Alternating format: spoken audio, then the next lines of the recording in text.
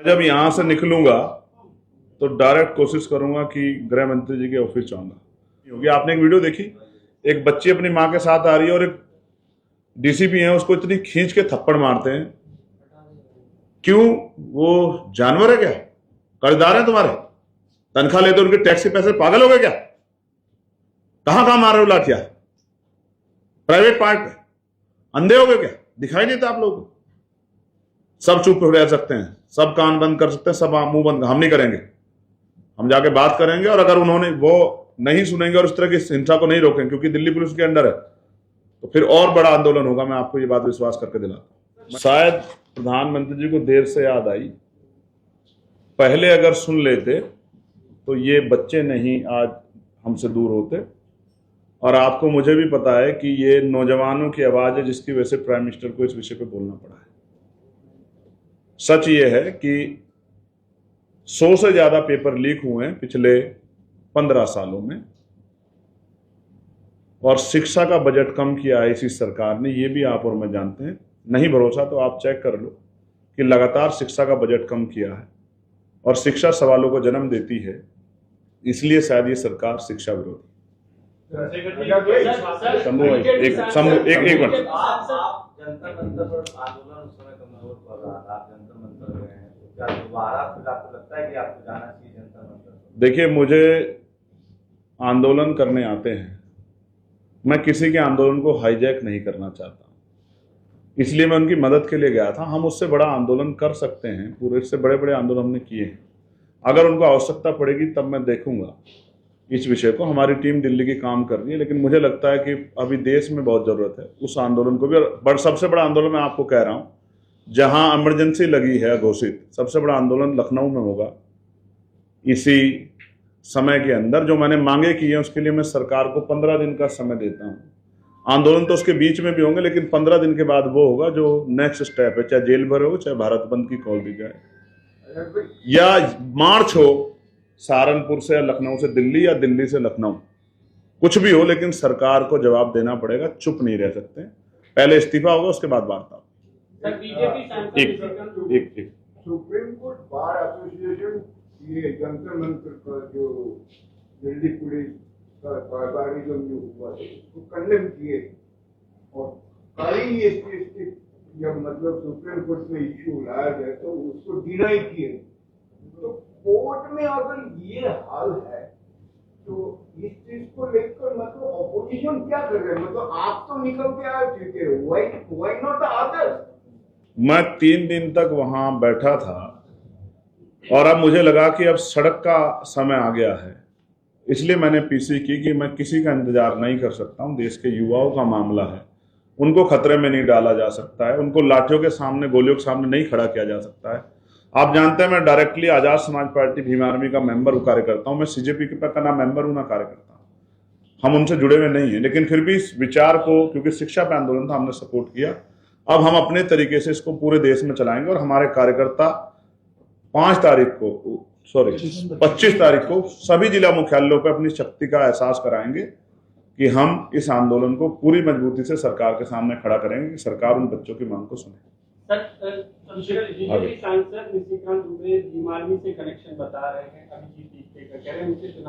Actually उस आंदोलन में बहुत बड़ी संख्या जो है वो भीम आर्मी आजाद समाज पार्टी के लोगों की थी, इसलिए सबको लगता है कि हमारा कोई कनेक्शन है। मैंने पहले ही कहा कि सीजेपी से मेरा कोई डायरेक्ट कनेक्शन नहीं, ना हमारे संगठन का।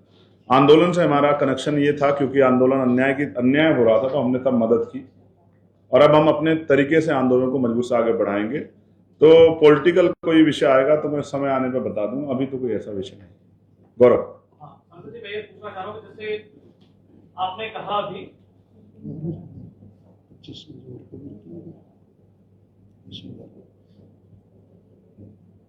सांसद जी, मैं कहना चाहूंगा, जैसे आपने अभी कहा कि जब आप बाबा साहेब की प्रतिमा के पास बैठे हुए थे, तमाम लोग जो मिलने भी आए, तो पक्ष के और सरकार की तरफ से भी 2 लोग आए थे आपको मनाने के लिए, लेकिन कांग्रेस और समाजवादी पार्टी की तरफ से क्या कोई आया, कोई बातचीत हुई, पीछे से बातचीत हुई, या क्या चल रहा है? नहीं, मुझे ऐसा लगता है कि सब अपना अपना काम कर रहे हैं, मैं अपना काम कर रहा हूँ। कोई आगे से आए, पीछे से आए, क्या फर्क पड़ता है? मुझे मेरे लोगों ने वहां चुन के भेजा है गौरव भाई, मैं वहां किसी की दया पे नहीं गया हूं। मेरे लोगों ने मुझे वोट भी दिया है, नोट भी दिया है, और वो मुझे मानते हैं कि वो अकेला आदमी। आप नहीं मानते कि 20 को कोई भी नहीं था और 21 में सब लोग गिर पड़ रहे थे? आप नहीं मानते कुछ बात हुई थी 20 में? 20 की रात की वो जो निर्णायक लड़ाई लड़ी गई थी, जो बच्चों में हौसले में कमी आ गई थी कि अब कैसे लड़ेंगे लाठीचार्ज के बाद, मैं वहां इसलिए बैठा था उनको बताने के लिए कि आप भी बैठो, मैं भी बैठूंगा, आंदोलन चलेगा। और मैं फिर एक बार आपको कह दूं, यूपी में भी एक यूनिवर्सिटी तोड़ने का इंतजाम किया जा रहा है। यूपी में जो प्रोटेस्ट होगा वो उसमें उस यूनिवर्सिटी के इश्यू को भी, मौलाना जौहर अली यूनिवर्सिटी को भी हम लोग रखेंगे। उस यूनिवर्सिटी को जो बच्चों के लिए, क्योंकि शिक्षा जुड़ा मामला है, वो जिस पार्टी में वो एक अलग बात है, लेकिन उस यूनिवर्सिटी को बचाना हमारा दायित्व है, इसलिए हम लोग लड़ेंगे। जब इतने बड़े बड़े कॉम्प्लेक्स, और आपको पता है उत्तर प्रदेश के जो मुख्यमंत्री जहां रहते हैं उसका भी नक्शा नहीं है, जिन चीजों का नक्शा नहीं किया सारे तोड़ दी जाएंगी। और जब वो बनी थी तो तब वो आरडीए का हिस्सा भी नहीं थी, इस बात को भी आप और मैं जानते हैं। रामपुर डेवलपमेंट अथॉरिटी का हिस्सा वो नहीं था, ये भी मुझे जानकारी है। तो फिर क्यों नक्शा मांग रहे हो? आपकी लड़ाई यूनिवर्सिटियों से है, आपकी लड़ाई शिक्षा से है। आप शिक्षा के दरवाजे बंद करोगे, आपने 94,000 स्कूल बंद करें, और हम आपकी अन्याय की इस लड़ाई को रोकने काम करेंगे। आप भी तैयार हो, हम भी तैयार हैं। संजय जी, अभी आपने बात कही, जो आपने कहा कि 15 दिन का जो आपने अल्टीमेटम दिया है, तो वो 15 दिन का अल्टीमेटम क्या है? और दूसरा ये कि जो 20 तारीख को लाठियां बजी, आपको लगता है कि उन लाठियों की आवाज के बाद से ये आंदोलन और बड़ा होगा? और जिस तरीके से भीम आर्मी कह रही है कि 25 को जिला मुख्यालय पर प्रदर्शन करेंगे, तो कितना बड़ा इस आंदोलन को बनाने की आपको लगता है कि जरूरत है? युवाओं की जो एक आवाज है उसको एक मुश्किल, जो लोग पॉलिटिकली बड़े सक्रिय हैं, सोशली बड़े सक्रिय हैं, वो हर एक आवाज जो है इस आंदोलन के साथ जुड़ना चाहती है। बस वो चाहते हैं कि वो जहां जुड़े वो आंदोलन हिंसक ना हो जाए, क्योंकि सामने वाले बड़ा उकसाने का काम करेंगे, डिस्टर्ब करने का काम करेंगे। सब ये चाहते हैं आंदोलन तो चले, लेकिन हिंसा ना हो, उसमें किसी को चोट ना लगे। क्योंकि भीड़ में जब कोई एक बच्ची, आपको पता, बहुत बुरी हालात में, गंभीर है, हम उसकी चिंता कर रहे हैं, उसी की बात सुन के मुझे दर्द हुआ, जिस तरह की कंडीशन उसकी और जिस तरह दबी है, जहां जहां उसको चोट लगी है, उससे मेरे मन में ये भाव पैदा हुआ कि मुझे सोना नहीं चाहिए। तो इसलिए हम लोग 25 तारीख को आंदोलन कर रहे हैं, वो मजबूत आंदोलन होगा। और ये 15 दिन का अल्टीमेटम इसलिए है कि ये 15 दिन पार्लियामेंट चलेगी, सरकार अपनी तैयारी कर ले, पहले इस्तीफा होगा तभी वार्ता होगी, ये मेरा पक्ष है। एक सेकंड। दूसरा जो मांगे मैंने और रखी है कि उन बच्चों पे कार्रवाई ना हो, उनके परिवार को मुआवजा मिले, पेपर लीक को राष्ट्रद्रोह की संज्ञा में लाके वहां जो है कठोर कार्रवाई, उम्र का जैसी सजा हो, और राष्ट्रीय जो है और राज्य स्तर की परीक्षाओं का कैलेंडर बने, ये सब मांगों को सरकार कंसिडर करे। शिक्षा में सुधार की आवश्यकता है। मैं मानता हूं धर्मेंद्र प्रधान हटने चाहिए, लेकिन धर्मेंद्र प्रधान के बाद जो व्यक्ति बने, क्या वो हमें इन बच्चों को इन समस्याओं से निजात दिला पाएगा?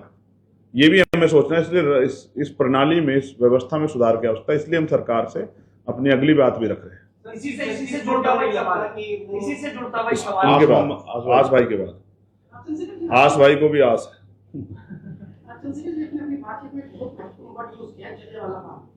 तो चूंकि हम देख रहे हैं पिछले 12 घंटों में जंतर मंतर में जितने भी 50,000 के आसपास स्टूडेंट है, उसका एक्सेस क्लोज कर दिया गया है, अब खाना भी रोक दिया गया है, बैरिकेडिंग भी ऊंची कर दी गई है और टेरराइज भी इनको किया जा रहा है।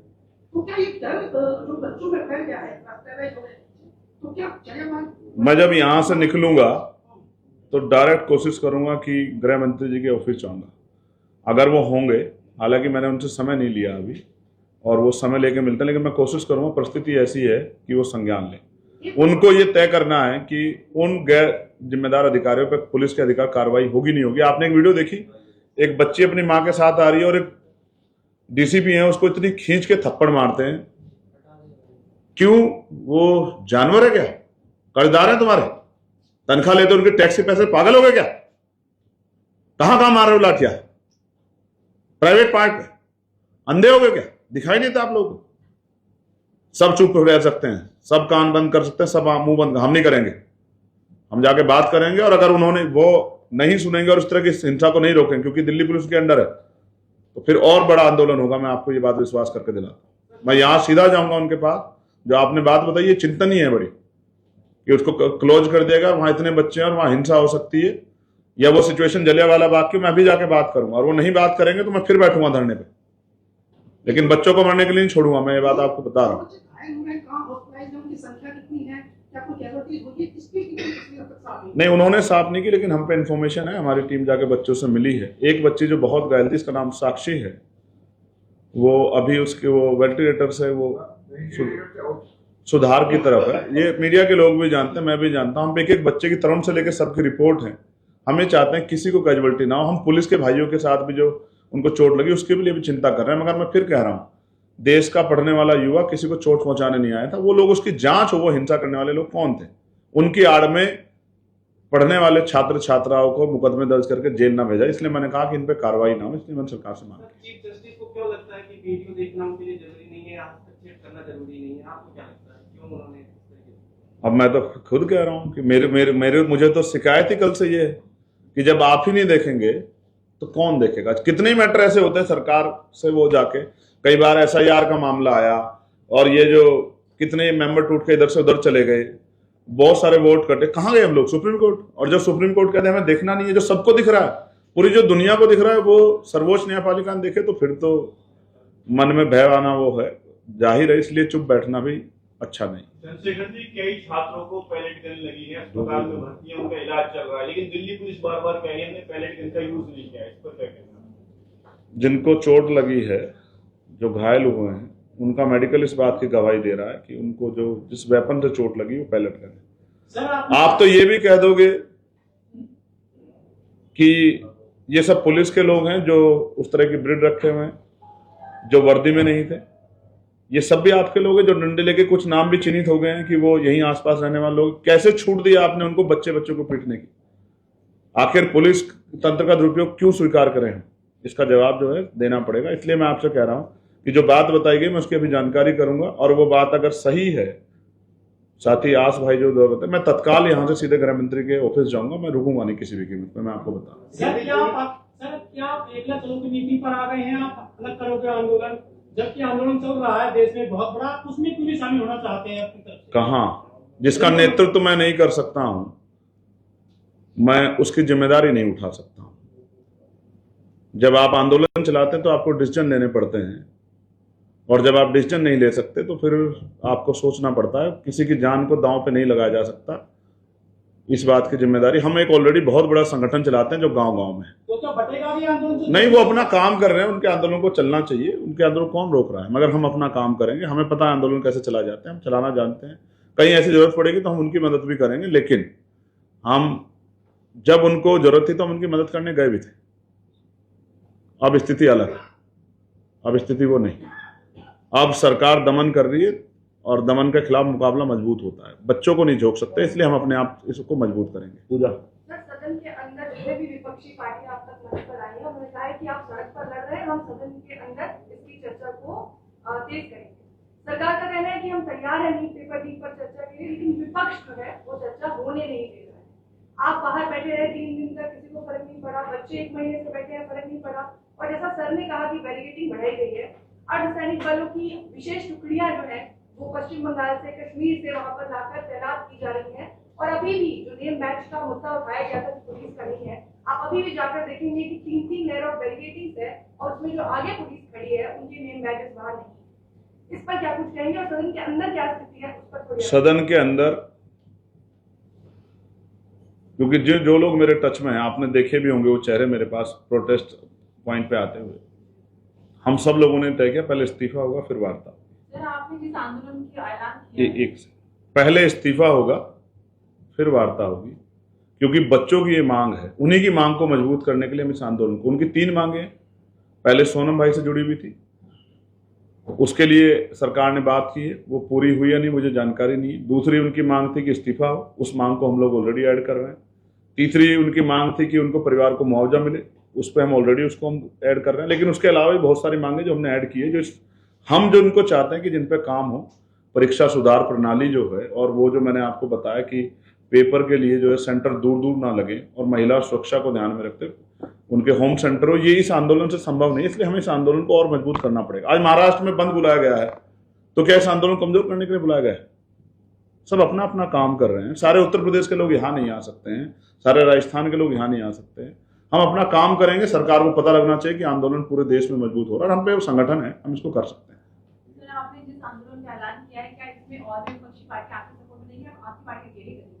कोई सपोर्ट में आके खड़ा होगा तो हम उसको ना नहीं करेंगे, लेकिन अगर कोई दूसरा दल अपनी, जैसे कुछ लोग गए प्राइम मिनिस्टर के घर पे, तो वो कमजोर करने गए या मदद करने, ये जनता फैसला कर सकती है। हर आंदोलन को, हर नया आंदोलन को मजबूत करेगा, तो कोई और भी करेगा, सबके अपने तरीके हैं, हम लोग अपने तरीके से करेंगे। चंद्रशेखर जी, एक सवाल मेरा ये, यस, नैतिकता के आधार पर कई मंत्री ऐसे रहे हैं कि जिन्होंने अपना इस्तीफा दे दिया है।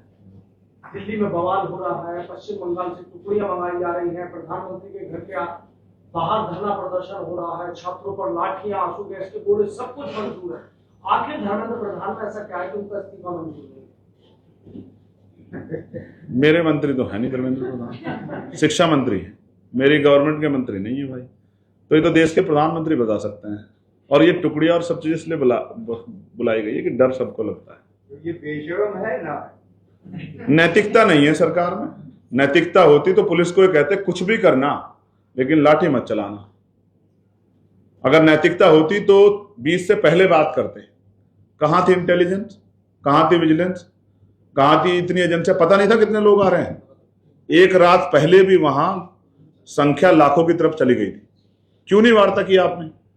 आपको एहसास ही नहीं कि नौजवानों के मन में क्या चल रहा है। आप ये कह के कि हमने ठेका नहीं लिया रोजगार का, चुप नहीं बैठ सकते। ये चुनी हुई सरकार है। टैक्स का जो बजट आपके पास है, जनता के टैक्स का पैसा है। आपने अपनी जमीन और अपने कारोबार बेच के आप जो है ना देश नहीं चला रहे हैं। आप देश के संस्थानों को बेच के देश चला रहे हैं। देश जानता है इस बात को। ये जनता का पैसा है। जनता सवाल भी पूछेगी और हिसाब भी मांगी, याद रखना। अब तो किसान मोर्चे पे आपने देखा नहीं देखा, किसान आ रहे हैं।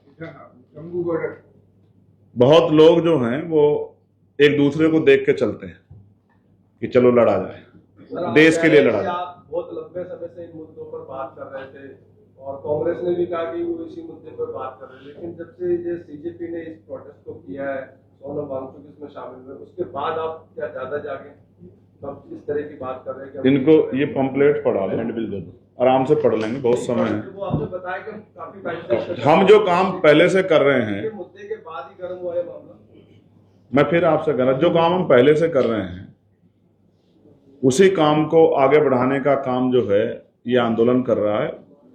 उनमें से कुछ मुद्दों को लेके, हमारे मुद्दे तो और भी बहुत सारे हैं, तो कहीं कुछ नया मुद्दा उठा है तो उसकी भी मदद करनी चाहिए कि आंदोलन चले। आंदोलन जरूरी है। कॉन्फ्लिक्ट ऑफ इंटरेस्ट किसका है? आपका है ना वो उसका है? उनका क्या है? वो तो बेचारे नॉन पॉलिटिकल लोग हैं, वो तो खुद ही कह रहे हैं। ये कॉन्फ्लिक्ट ऑफ इंटरेस्ट की बात ही नहीं है, ये देश को बचाने की, संविधान पे हमले की बात है। और आप मीडिया के लोग चिंता करो सरकार की कि सरकार इसका मुकाबला कैसे करेगी। हम लोग तो करेंगे और हम पहले से कर रहे हैं।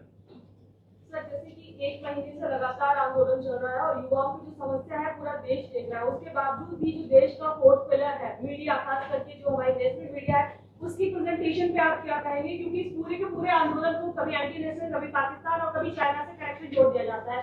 यूपी में आप बोल रहे हैं कि लखनऊ में आप और आपकी पार्टी जो है आंदोलन करने वाले हैं, आपका भी कनेक्शन कहीं चाइना या पता नहीं कहां से जोड़ दिया जाए। कुल मिलाकर जो मीडिया की प्रेजेंटेशन है पूरे के पूरे मामले पर, उस पर क्या कहेंगे? नहीं, उनके ऑफिस बहुत बड़े बड़े हैं और वो विज्ञापन से चलते हैं, और विज्ञापन सरकार ही दे सकती है। और बाकी तो सब आप जानते हैं, देश जान रहा है। मैं फिर आपसे कह रहा हूं, सारे पत्रकार बुरे नहीं हैं।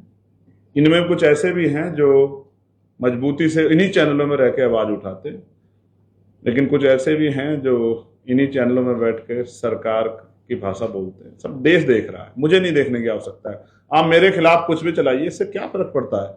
मैं जब सड़क पे होता हूं तो भी कुछ ना कुछ चलता है, जब मैं वहां स्टैचू के नीचे बैठता हूं तो भी कुछ ना कुछ चलता है, आज मैं पीसी कर रहा हूं तो भी कुछ ना कुछ चलेगा। चलना चाहिए, चलना चाहिए। सौरभ आ गए, चलना चाहिए। अभी पहले बताइए आपकी तबियत कैसी है और क्या गृह मंत्री ने आपको मिलने का वक्त दे दिया है या आपने मांगा है? नहीं ना, मैंने मांगा ना उन्होंने दिया। एक्चुअली मैंने मांगा नहीं तो देंगे कहां से? अभी एक पत्रकार साथी ने बताया कि ऐसा हो रहा है और कल के ऊपर छोड़ना अच्छी बात नहीं है। मैंने कहा कि यहाँ से निकलते मैं उसकी जानकारी लूंगा, हमारी यूनिट वहाँ है, प्रोटेस्ट में। अगर ये सही है तो मैं तत्काल सीधे उन्हीं के ऑफिस जाऊंगा, क्योंकि अभी तक तो मतलब